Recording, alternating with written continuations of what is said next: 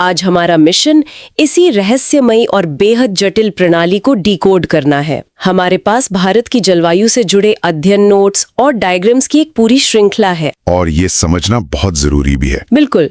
आज हम सिर्फ आसमान से गिरने वाले पानी की बात नहीं कर रहे हैं, हम उस पूरी व्यवस्था को समझने वाले हैं जो इस उपमहाद्वीप के खाने, कपड़े और पूरी अर्थव्यवस्था को तय करती है। हाँ, और इस चर्चा में गहराई से उतरने से पहले एक बहुत ही बुनियादी फर्क को ताज़ा कर लेना जरूरी है, मतलब मौसम और जलवायु के बीच का अंतर।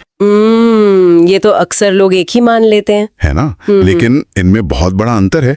मौसम वायुमंडल की वो क्षणिक अवस्था है जो अभी खिड़की के बाहर हो रही है। शायद अभी धूप है और शाम तक बादल घेरा है। ये बहुत जल्दी जल्दी बदलता है। अच्छा, तो जलवायु क्या है? जलवायु बहुत लंबे समय, मतलब 50 वर्ष या उससे भी अधिक की मौसमी दशाओं का एक औसत है। ये उस जगह का एक स्थायी चरित्र है। और हमारे नोट्स बताते हैं कि भारत की जलवायु उष्ण मानसूनी प्रकार की है। उष्ण मानसूनी। जब हम मानसून कहते हैं तो दिमाग में तुरंत काले बादल और बारिश की तस्वीर बनती है। देखिए, यही तो सबसे बड़ा भ्रम है। मानसूनी जलवायु का असल मतलब सिर्फ बारिश नहीं है, बल्कि ये एक ऐसी जलवायु है जिसमें ऋतु के अनुसार हवाओं की दिशा पूरी तरह से पलट जाती है। हवाओं की दिशा पलट जाती है? बिल्कुल। सर्दियों में हवा जमीन से समुद्र की ओर बहती है और गर्मियों में एकदम उल्टा, समुद्र से जमीन की ओर। और यही पलटी हुई हवाएं अपने साथ नमी लाती हैं। अरे वाह, ये जो विविधता है ना, ये सच में चौंकाने वाली है। अगर हम सिर्फ तापमान और बारिश के चरम आंकड़ों को ही देखें तो भारत एक देश कम और पूरा एक महाद्वीप ज्यादा लगता है। हाँ, बिल्कुल एक महाद्वीप जैसा। मतलब ये ऐसा है जैसे एक ही घर के अलग अलग कमरों में अलग अलग मौसम चल रहा हो। नोट्स के अनुसार जून के महीने में राजस्थान के चूरू में पारा 50 डिग्री सेल्सियस तक पहुंच जाता है। 50 डिग्री, जहां इंसान झुलस जाए। हाँ, लेकिन उसी दिन अरुणाचल प्रदेश के तवांग में तापमान मात्र 19 डिग्री रहता है। और देखिए, ये अंतर सिर्फ गर्मियों तक सीमित नहीं है। सर्दियों की बात करें तो दिसंबर की रात में लद्दाख के द्रास इलाके में तापमान -45 डिग्री होता है। बाप रे, -45? हाँ, और उसी रात चेन्नई में तापमान 20 से 22 डिग्री के बीच रहता है। एकदम सुहावना। सच में क्या बात है। और बारिश का मामला तो और भी दिलचस्प है। हमारे पास मेघालय का मासिनराम है, जहां साल में 1080 सेंटीमीटर से ज्यादा बारिश होती है। ये दुनिया में सबसे अधिक है। और दूसरी तरफ राजस्थान का जैसलमेर है। बिल्कुल, जहां मुश्किल से 9 सेंटीमीटर बारिश नसीब होती है। एक और बहुत अनोखी बात है बारिश के समय को लेकर। ज्यादातर भारत में जून से सितंबर के बीच बारिश होती है, लेकिन तमिलनाडु के कोरोमंडल तट पर सर्दियों की शुरुआत में बारिश होती है। सर्दियों में? अच्छा। हाँ, यहाँ पहले चित्र में दिखाया गया है। श्रोता अगर इसे समझें तो ये भारत का नक्शा है। इस नक्शे में आप देख सकते हैं कि कैसे ऊपर द्रास में बर्फ के निशान हैं, पश्चिम में जैसलमेर एकदम सूखा है और पूरब में मासिनराम बादलों से घिरा है। ये बच्चों की ड्राइंग जैसा सरल लगता है, लेकिन ये भारत की 4 प्रमुख विविधताओं को बड़ी आसानी से स्पष्ट कर देता है। ये सच में अद्भुत है। तो जाहिर है ये इतनी भारी विविधता महज संयोग तो नहीं हो सकती। इसके पीछे कोई न कोई बहुत ठोस भौगोलिक कारण होगा। बिल्कुल है। और यहाँ से हम उन 6 कारकों की ओर बढ़ते हैं जो इस विविधता को जन्म देते हैं। ओह, तो ये कारक असल में जमीन पर कैसे काम करते हैं? यहाँ चित्र में दिखाया गया है कि कैसे 6 मुख्य कारक भारत को प्रभावित करते हैं। मैं इसे थोड़ा आसान भाषा में समझाता हूँ। पहला कारक है अक्षांश। अक्षांश मतलब लैटिट्यूड? हाँ, कर्क रेखा भारत के बिल्कुल बीच से गुजरती है। इसका नतीजा यह है कि भारत का उत्तरी भाग समशीतोष्ण कटिबंध में आता है, जहां कड़ाके की सर्दी और भारी गर्मी होती है, और दक्षिणी भाग उष्ण कटिबंध में आता है, जहां मौसम लगभग एक समान रहता है। अच्छा, और दूसरा कारक तो मुझे लगता है हमारा हिमालय पर्वत है। एकदम सही। हिमालय सिर्फ एक पहाड़ नहीं है, ये एक बहुत बड़ी रक्षक दीवार है।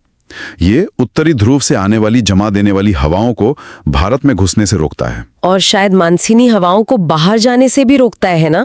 और ठंडी होती है, जबकि पानी बहुत धीरे धीरे ये काम करता है। और इससे हवा का दबाव बदलता है। एकदम सही।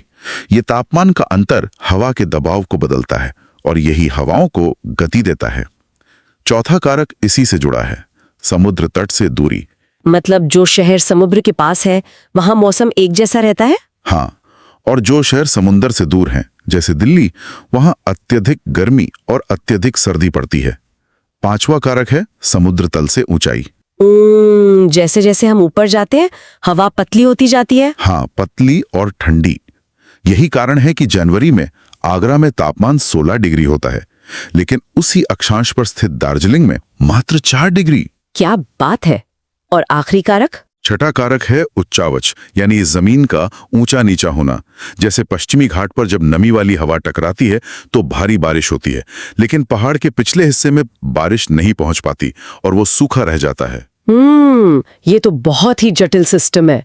अब हम उस हिस्से पर आते हैं जो थोड़ा तकनीकी है लेकिन बहुत दिलचस्प है, मानसून का विज्ञान और एल नीनो का रहस्य। हाँ, ये हिस्सा भारत के मौसम को सबसे ज्यादा प्रभावित करता है। यहाँ मानचित्र में ITCZ और हवाओं की दिशा को दिखाया गया है। ITCZ अंतः उष्णकटिबंधीय अभिसरण क्षेत्र। सही कहा। बच्चों को समझाने के लिए इसे भूमध्य रेखा पर कम दबाव का एक बहुत बड़ा क्षेत्र मान लीजिए। जुलाई के महीने में ये बेल्ट खिसक कर भारत के गंगा के मैदानों पर आ जाती है। इसे मानसूनी गर्त कहा जाता है। अच्छा, तो ये कम दबाव का क्षेत्र हवाओं को अपनी ओर खींचता है? बिल्कुल। और यहाँ पर हवाओं का पलटना होता है। कोरियोलिस बल जो पृथ्वी के घूमने से पैदा होता है, उसके कारण दक्षिणी गोलार्ध की हवाएं मुड़ जाती हैं और यही हवाएं भारत में दक्षिण पश्चिमी मानसून बनकर आती हैं।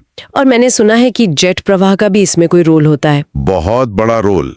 आसमान में बहुत ऊंचाई पर बहने वाली पूर्वी जेट प्रवाह हवाएं ही भारत में मानसून को अचानक से धकेलती हैं। इसे ही मानसून का प्रस्फोट या मानसून का फटना कहते हैं। और हमारे स्रोत में एक फैक्ट बॉक्स भी दिया है। इसमें लिखा है कि मानसून असल में पूरी दुनिया की जलवायु प्रणाली का हिस्सा है। हाँ, मौसम वैज्ञानिक तहीती जो प्रशांत महासागर में है और पोर्ट डार्विन जो हिंद महासागर में है, इन दोनों जगहों के वायुदाब का अंतर नापते हैं। भारतीय मौसम विभाग इस भविष्यवाणी के लिए पूरे 16 कारकों का उपयोग करता है। 16 कारक, बाप रे। और यहीं पर एल नीनो का रहस्य भी आता है। बिल्कुल। यहाँ चित्र में प्रशांत महासागर में एक गर्म समुद्री धारा को दिखाया गया है। इसे एल नीनो कहते हैं, जिसका स्पेनिश अर्थ है बालक ईसा। बालक ईसा? ऐसा क्यों? क्योंकि ये धारा अक्सर दिसंबर में क्रिसमस के आसपास बहती है। ये पेरू की ठंडी धारा की जगह ले लेती है और वहां का तापमान 10 डिग्री तक बढ़ा देती है। तो मतलब पेरू में समंदर गर्म होता है और भारत में सूखा पड़ता है? एकदम सही पकड़ा। इसके आने से वायुमंडलीय परिसंचरण में विकृति आ जाती है, वाष्पन में अनियमितता होती है। और हाँ, पेरू में समंदर गर्म होने से प्लवक यानी मछलियों का खाना घट जाता है, जिससे मछलियां मरने लगती हैं। ये तो सच में रोंगटे खड़े कर देने वाला वैश्विक कनेक्शन है। इन वैश्विक कारकों को समझने के बाद अब देखते हैं कि भारत में ये साल भर में कैसे काम करते हैं, मतलब हमारा ऋतुओं का चक्र। हाँ, और हमारा पारंपरिक चक्र बहुत समृद्ध है।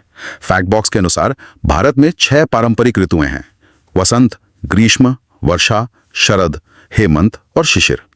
इनके अपने अलग हिंदू और ग्रेगोरियन महीने होते हैं। लेकिन अगर हम आधुनिक मौसम विज्ञान के हिसाब से शीत ऋतु को देखें, जो नवंबर से फरवरी तक होती है, तो उत्तरी भारत में भारी ठंड पड़ने के 3 मुख्य कारण बताए गए हैं। हाँ। पहला है महाद्वीपीय प्रभाव, जिससे तापमान 0 डिग्री से भी नीचे जा सकता है। दूसरा है हिमालय में होने वाली बर्फबारी। और तीसरा कारण है कैस्पियन सागर से आने वाली ठंडी हवाएं, जो अपने साथ भयानक पाला और कोहरा लेकर आती हैं। अच्छा, और सर्दियों में जो हल्की बारिश होती है, उसके लिए पश्चिमी विक्षोभ जिम्मेदार है? बिल्कुल। ये भूमध्य सागर से आने वाले हल्के चक्रवात हैं। उत्तर पश्चिम में इनसे जो हल्की बारिश होती है, वो रबी की फसल, खासकर गेहूं के लिए एकदम वरदान साबित होती है। और फिर आती है ग्रीष्म ऋतु, मार्च से मई तक। उत्तरी भारत में तो ये अत्यधिक गर्मी का समय होता है। गिरता वायुदाब और उत्तर पश्चिम में 48 डिग्री तो आम बात हो जाती है। थार से लेकर पटना तक कम दबाव का एक बहुत बड़ा गर्त बन जाता है। लेकिन दक्षिणी भारत में गर्मी इतनी भयंकर नहीं होती। समुद्र से घिरे होने के कारण वहां का तापमान 26 से 32 डिग्री के बीच ही रहता है। और हाँ, गर्मियों में कुछ स्थानीय तूफान भी आते हैं। हाँ, मुख्य रूप से 4 स्थानीय तूफान। पहला है आम्र वर्षा। ये केरल और कर्नाटक में आती है और आमों को जल्दी पकने में मदद करती है, इसीलिए इसका नाम आम्र वर्षा है। और दूसरी है फूलों वाली बौछार। हाँ, ये केरल के पास आती है और कॉफी के पौधों में फूल खिलने के लिए बहुत अच्छी मानी जाती है। उफ, लेकिन तीसरी वाली का नाम थोड़ा डरावना है, काल बैसाखी। बिल्कुल, ये असम और पश्चिम बंगाल में आने वाली विनाशकारी हवाएं हैं। हालांकि खतरनाक है, लेकिन चाय, जूट और चावल की फसल के लिए ये बहुत अच्छी होती है। और चौथी तो हम सब जानते हैं, लू, पंजाब से बिहार तक चलने वाली कष्टदायक गर्म और सूखी हवाएं। एकदम सही। और इस भयंकर गर्मी के बाद आता है मॉनसून। जून के पहले सप्ताह में केरल तट पर इसका आगमन होता है, भारी बारिश के साथ। यहाँ मानचित्र में मानसून की 2 शाखाओं को भारत में घुसते हुए दिखाया गया है। एक बार आप इसे बच्चों के अंदाज में समझाएंगे? जरूर। देखिए, भारत का दक्षिणी हिस्सा तिकोना है, इसलिए मानसून 2 हिस्सों में बंट जाता है। पहली है अरब सागर की शाखा। ये पश्चिमी घाट पर भारी बारिश करती है, फिर नर्मदा ताप्ती घाटी से होते हुए मध्य भारत और सौराष्ट्र, कच्छ से पंजाब तक पहुंचती है। अच्छा, और दूसरी शाखा? दूसरी है बंगाल की खाड़ी की शाखा।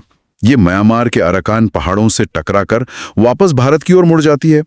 यही शाखा मासिनराम में दुनिया की सबसे ज्यादा बारिश करती है और फिर गंगा के मैदान में पूरब से पश्चिम की ओर बढ़ती है। लेकिन बारिश लगातार तो नहीं होती ना? बीच में जो गैप आता है उसे मानसून विच्छेद कहते हैं। हाँ, बारिश के बाद 1 या 2 हफ्ते तक बारिश का ना होना। इसके कई कारण हैं, जैसे उष्ण कटिबंधीय चक्रवातों का कम होना, नमी वाली हवाओं का तट के समानांतर बहने लगना, या राजस्थान में तापमान का उल्टा हो जाना। और फिर सितंबर के अंत से मानसून वापस लौटने लगता है। इसे मानसून का निवर्तन कहते हैं। बिल्कुल। और इसी समय एक बहुत ही अजीब मौसम बनता है, कार्तिक मास की ऊष्मा, जिसे अक्टूबर हीट भी कहते हैं। हाँ, आसमान साफ, जमीन में नमी और भयंकर उमस। एकदम सही। और यही लौटती हुई हवाएं गोदावरी और कृष्णा नदियों के डेल्टा पर विनाशकारी चक्रवात लेकर आती हैं। बाप रे। अब अगर हम भारत के जीवन और वर्षा के वितरण को देखें तो ये पूरा सिस्टम हमारी अर्थव्यवस्था को चलाता है। हाँ, भारत में औसत वार्षिक वर्षा करीब 125 सेंटीमीटर है। इसे हम 4 हिस्सों में बांट सकते हैं।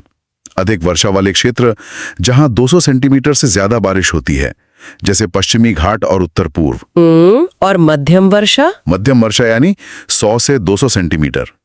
गुजरात, उड़ीसा और बिहार इसके उदाहरण हैं। फिर न्यून वर्षा 50 से 100 सेंटीमीटर, जैसे पश्चिम यूपी, दिल्ली, पंजाब। और अपर्याप्त वर्षा वाले इलाके, जहां 50 सेंटीमीटर से भी कम पानी गिरता है। हाँ, जैसे राजस्थान का मरुस्थल और लद्दाख। और आपको पता है, हमारी 64% जनता कृषि पर निर्भर है। साल भर खेती, फसलों में विविधता और हमारी पूरी संस्कृति इसी मानसून पर टिकी है। लेकिन इसके साथ बाढ़ और सूखे की अनिश्चितता भी तो जुड़ी है। बिल्कुल। और अब तो एक नया और बड़ा मंडराता खतरा भी आ गया है, भूमंडलीय तापन यानी ग्लोबल वार्मिंग। ओह, ये तो बहुत गंभीर मुद्दा है। चित्र में दिखाया गया है कि कैसे ग्रीन हाउस गैसें पृथ्वी को गर्म कर रही हैं। आप देख सकते हैं कि कैसे कार्बन डाइऑक्साइड, मीथेन, क्लोरोफ्लोरोकार्बन और ओजोन गैसें पृथ्वी से टकराकर वापस लौटने वाली गर्मी को अंतरिक्ष में जाने से रोक रही हैं। ये एक कंबल की तरह काम कर रहा है। और इसका असर क्या होगा? बहुत बुरा असर होगा। अनुमान है कि साल 2100 तक तापमान में 2 डिग्री सेल्सियस की वृद्धि हो जाएगी। सिर्फ 2 डिग्री? सुनने में कम लगता है, लेकिन इससे ग्लेशियर पिघलेंगे और समुद्र का जलस्तर 48 सेंटीमीटर तक उठ जाएगा। मलेरिया जैसी बीमारियां बढ़ेंगी और कृषि के प्रतिरूप पूरी तरह बदल जाएंगे। ये तो डराने वाली बात है। चलिए, इस गहन विश्लेषण को समाप्त करने से पहले हम एक सुपर रिवीजन कर लेते हैं। बिल्कुल। तो हमने देखा, सबसे गर्म जगह चुरू, सबसे ठंडी द्रास, सबसे ज्यादा बारिश मासिनराम में, सबसे कम जैसलमेर में। सर्दियों की बारिश के मुख्य कारण पश्चिमी विक्षोभ और लौटता मानसून। और हमारे प्रमुख स्थानीय तूफान लू, आम्रवर्षा और काल बैसाखी। एकदम सही। तो इस चर्चा को समेटते हुए हम कह सकते हैं कि भारत की जलवायु कोई साधारण घटना नहीं है। ये एक बेहद जटिल मशीन है जिसके पुर्जे पूरे विश्व में फैले हुए हैं। बिल्कुल। क्लास 12 तक पूरी तरह उपलब्ध है। आप इन सभी पीडीएफ नोट्स का प्रिंट आउट भी निकलवा सकते हैं और ये सभी सामग्री बहुत ही कम कीमत में प्रदान की जा रही है। आपको यह भी मालूम होना चाहिए कि लगभग सभी प्रतियोगी और स्कूल स्तर की परीक्षाओं में पूछे जाने वाले प्रश्न एनसीईआरटी से ही आते हैं, इसलिए यह सामग्री आपके लिए बेहद उपयोगी साबित होगी। अगर आप ये एनसीईआरटी साइंस पीडीएफ लेना चाहते हैं तो अभी हमें व्हाट्सएप पर मैसेज करें। WhatsApp number 7739541921। आपकी तैयारी को मजबूत बनाने के लिए हम हमेशा आपके साथ हैं। दोस्तों, हमारे पास एनसीईआरटी की साइंस की नोट्स क्लास 6 से लेकर क्लास 12 तक पूरी तरह उपलब्ध है। आप इन सभी पीडीएफ नोट्स का प्रिंट आउट भी निकलवा सकते हैं और यह सभी सामग्री बहुत ही कम कीमत में प्रदान की जा रही है। आपको यह भी मालूम होना चाहिए कि लगभग सभी प्रतियोगी और स्कूल स्तर की परीक्षाओं में पूछे जाने वाले प्रश्न एनसीईआरटी से ही आते हैं, इसलिए यह सामग्री आपके लिए बेहद उपयोगी साबित होगी। अगर आप ये एनसीईआरटी साइंस पीडीएफ लेना चाहते हैं तो अभी हमें व्हाट्सएप पर मैसेज करें। WhatsApp number 7739541921। आपकी तैयारी को मजबूत बनाने के लिए हम हमेशा आपके साथ हैं।